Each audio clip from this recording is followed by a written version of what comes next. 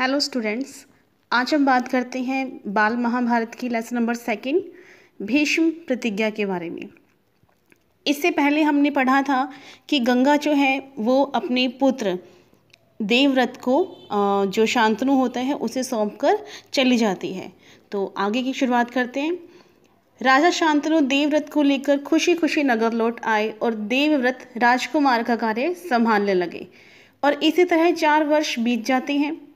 एक दिन राजा शांतनु यमुना के तट पर घूमने गए और वहां उन्हें एक सुंदर कन्या दिखाई दी जिसका नाम क्या था? सत्यवती।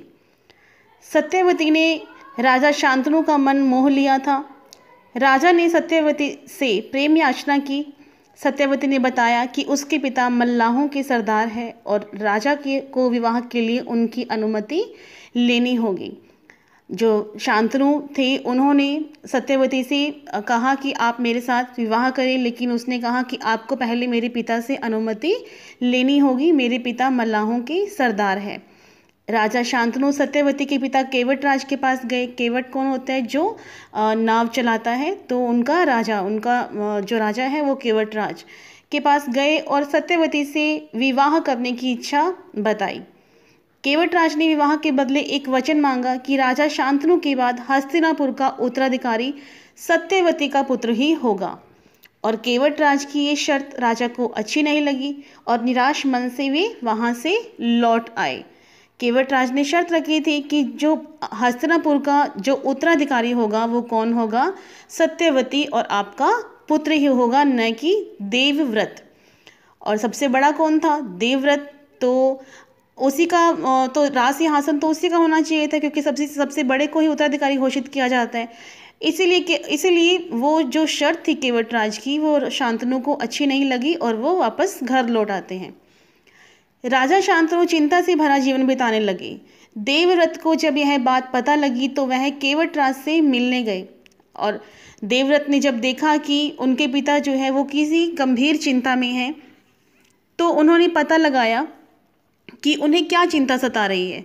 और जब उन्हें ये बात पता चलती है तो वो केवटराज के पास जाते हैं और उन्हें सत्यवती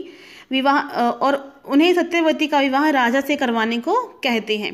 केवटराज अपनी शर्त फिर से दोहराते हैं, जिस पर शांतनु ने उन्हें आश्वासन दिया कि शांतनु नहीं, देवव्रत उन्हें आश्वासन देते हैं कि वो राज्य का लोभ नहीं करेंगे, सत्यवती के पुत्र को ही राजा बनने देंगे।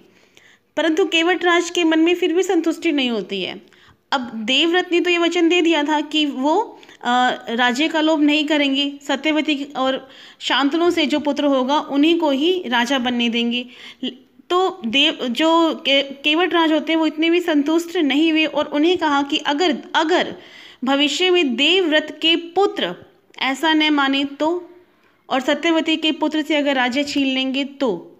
इस पर देवव्रत ने प्रतिज्ञा ली कि वो आजीवन शादी नहीं करेंगे, आजीवन ब्रह्मचारी रहेंगे। और इस कठोर प्रतिज्ञा के कारण ही देवव्रत का नाम भीष्म पड़ा। ध्यान से सुनिए कि जब जो राजा था शांतनु, जब उन्होंने सत्यवती से विवाह करने की इच्छा जताई तो जो सत्यवती के पिता होते हैं केवटराज, वो एक शर्त रखते हैं कि आपके बाद हस्तिनापुर का जो उत्तराधिकारी है वो किसका पुत्र होगा? मेरी पुत्री का पुत्र होगा। ठीक है। राजा शांतनु इस बात को नहीं मानते, वो वापस चले आते हैं। लेकिन जब वो केवटराज ये शर्त देवव्रत के सामने रखते हैं तो देवव्रत उनको आश्वासन देते हैं कि मैं राज्य का लोभ नहीं करूँगा। लेकिन केवटराज को इतने से संतुष्टि नहीं मिलती है। फिर देवव्रत जो है वो ये प्रतिज्ञा लेते हैं कि मैं आजीवन ब्रह्मचारी रहूँगा, मैं विवाह ही नहीं करूँगा। ठीक है। तो इसी के कारण उनका नाम क्या पड़ता है? भीष्म पड़ा। और ये भीष्म प्रतिज्ञा थी आजीवन विवाह न करने की। केवटराज राजा शांतनु से अपनी पुत्री सत्यवती के विवाह करने को तैयार हो जाते हैं। और आगे ये कुरुवंश का जो क्रम दिखाया गया है, शांतनु की 2 रानियां होती हैं, गंगा और सत्यवती। गंगा से पुत्र हुए थे देवव्रत, जो आगे चलकर भीष्म के नाम से विख्यात हुए थे और आजीवन ब्रह्मचारी रहे थे। क्यों? अपनी जो सत्यवती के पिता थे केवटराज, उनकी शर्त को पूरा करने के लिए।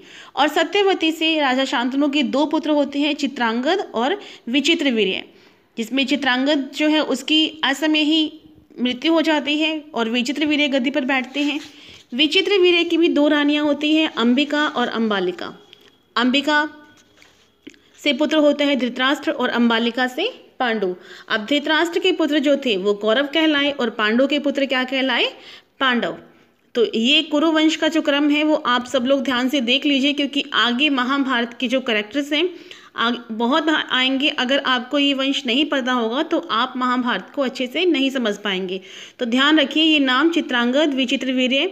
विचित्रवीर्य की दो रानियां अंबिका और अंबालिका। अंबालिका से धृतराष्ट्र और अंबिका से किस पुत्र का जन्म हुआ था, धृतराष्ट्र का, और अंबालिका से पांडु का। और धृतराष्ट्र के पुत्र ही आगे चलकर कौरव कहलाए और पांडु के पुत्र पांडव कहलाए। अब हम बात करते हैं हमारे नेक्स्ट चैप्टर अंबा और भीष्म की। अभी मैंने आपको कुरुवंश का जो क्रम दिखाया था उसमें सत्यवती के दो पुत्र थे, चित्रांगद और विचित्रवीर्य। चित्रांगद की मृत्यु युद्ध में हो जाती है और उनकी कोई संतान नहीं थी, इसीलिए विचित्रवीर्य जो है वो हस्तिनापुर के सिंहासन पर बैठे थे, वो शासक बने थे। और लेकिन चूंकि विचित्रवीर्य छोटे थे इसीलिए उनके बालिग होने तक राजकाज भीष्म ने संभाला था। भीष्म कौन था, देवव्रत, यानी किसका पुत्र, गंगा का पुत्र, सौतेला भाई किसका, चित्रांगद और विचित्रवीर्य का। तो राजकाज जो था वो किसने संभाला था, भीष्म ने। विचित्रवीर्य जब विवाह योग्य हुए तो भीष्म को उनके विवाह की चिंता हुई। जब उन्हें काशीराज की कन्याओं के स्वयंवर के बारे में पता चला तो वे उनमें शामिल होने काशी चल दिए। वहां से देश विदेश के अनेक राजकुमार जो थे वो स्वयंवर में भाग लेने आए हुए थे।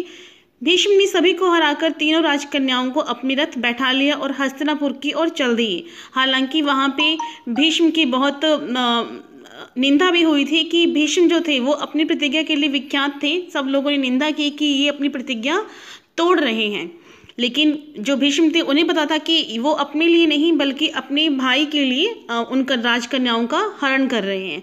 तो वो उन्हें अपने साथ ले जाते हैं हस्तिनापुर की ओर।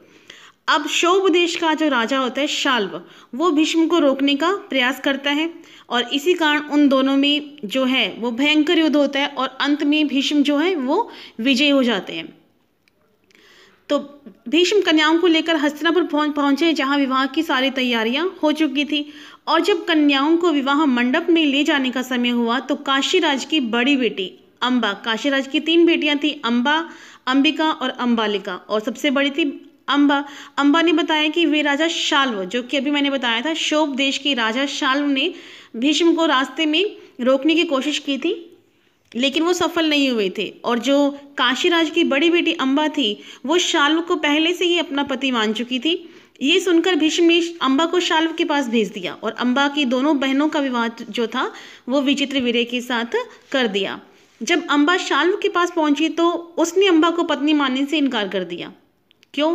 क्योंकि वह भीष्म से युद्ध में हारकर अपमानित हो चुका है। उसने अंबा को भीष्म के पास लौट जाने को कहा। अंबा वापस हस्तिनापुर लौट गई और विचित्रवीर्य अंबा से विवाह करने को तैयार नहीं हुए। ठीक है, ध्यान से सुनना। पहले जो भीष्म थे वो तीनों को हरण करके लेके आए थे, अंबा, अंबिका और अंबालिका। जब उन्हें पता लगा कि अंबा जो है वो राजा शाल्व को अपना पति मान चुकी है तो उन्होंने उन्हें शाल्व के पास भेज दिया और शाल्व ने उन्हें अपनी पत्नी मानने से इनकार कर दिया क्योंकि वो हार चुके थे, वो अपमानित हो चुके थे और वो वापस से हस्तिनापुर लौट आई। लेकिन अब विचित्रवीर्य ने भी उन्हें अपनाने से इनकार कर दिया। अब अंबा ने भीष्म से कहा कि वे उनसे विवाह कर लें क्योंकि वो ही उनका हरण करके लेकर आए हैं। भीष्म ने अंबा को अपनी प्रतिज्ञा की याद दिलाई कि मैंने तो प्रतिज्ञा ली हुई कि मैं आजीवन ब्रह्मचारी रहूंगा। अब भीष्म ने विचित्रवीर्य को अंबा से विवाह करने के लिए फिर मनाया, परंतु वे नहीं माने, वो तैयार नहीं हुए। भीष्म ने अंबा को राजा शाल्व के पास जाने को कहा, परंतु शाल्व ने अंबा को फिर अस्वीकार कर दिया। मतलब कभी शाल्व के पास, कभी हस्तिनापुर, कभी शाल्व के पास, कभी हस्तिनापुर। तो इस तरीके से वो 6 वर्षों तक शोभ देश के राजा शाल्व और हस्तिनापुर के बीच ठोकरें खाते रही। और इस सब का कारण वो किसको मानती थी? भीष्म को, क्योंकि वो ही उनका हरण करके लेके आए थे।